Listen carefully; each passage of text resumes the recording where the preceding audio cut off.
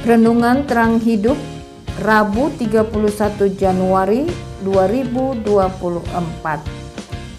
Tema Hidup bagi Tuhan. Ku mau berjalan dengan juru selamatku di lembah berbunga dan berair sejuk.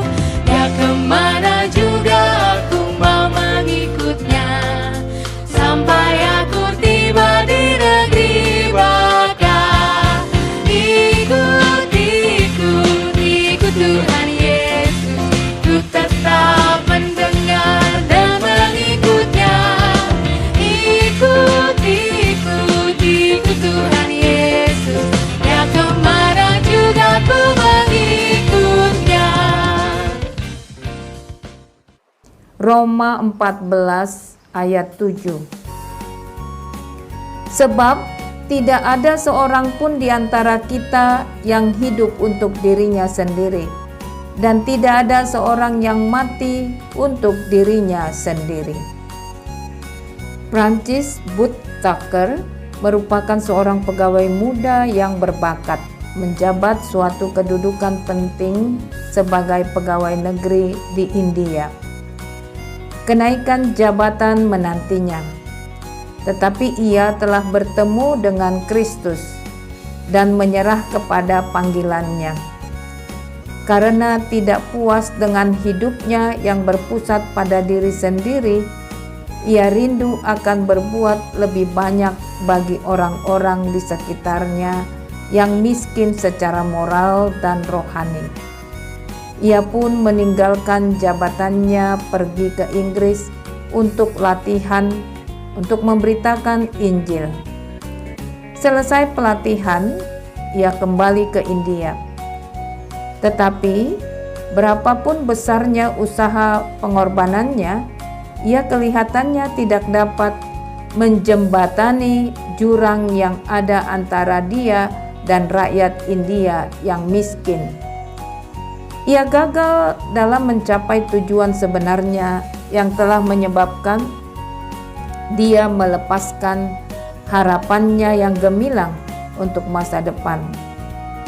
Setelah banyak berdoa, ia memutuskan untuk memakai pakaian pribumi, membawa batok pengemis seperti yang dilakukan oleh orang-orang suci mereka, dan makan apa saja yang diberikan orang miskin kepadanya. Dengan seorang teman, ia berangkat dalam usaha baru itu, berjalan tanpa kasut sepanjang jalan panas di musim panas. Orang-orang di sana yang tidak pernah memakai sepatu sudah biasa pada panas.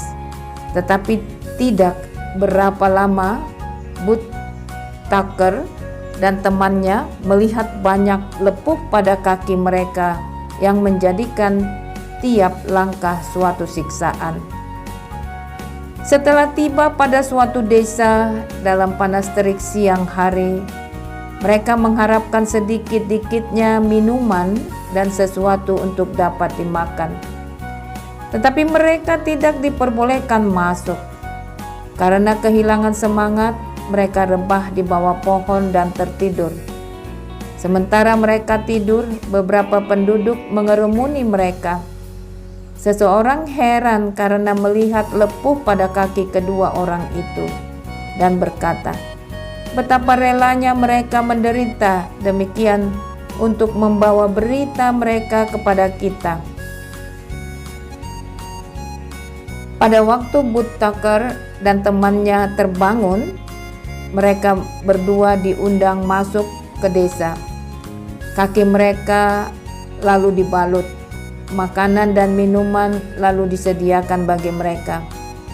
Setelah itu, kesempatan yang dicita-citakan tiba untuk menyampaikan Injil kepada suku-suku itu.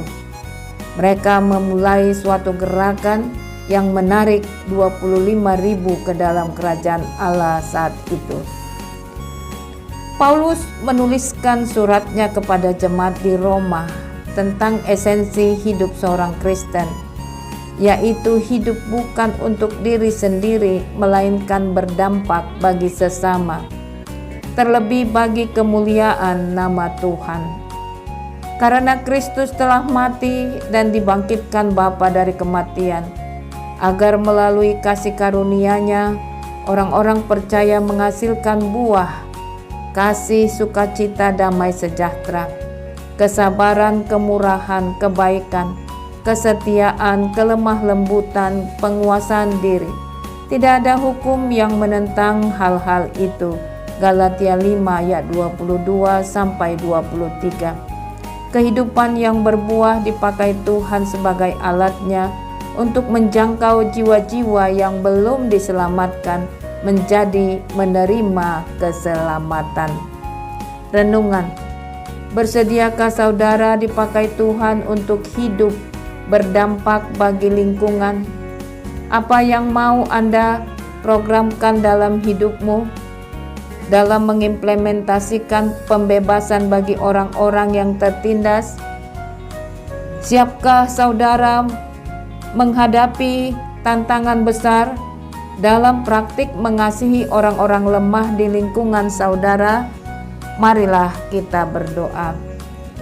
Tuhan, jika saat ini kami masih di dalam keinginan daging dengan menuruti kemauan kami, bimbinglah kami ya Allah pada keinginan-Mu. Kami mau menjadi berkat bagi sesama ya Allah. Amin.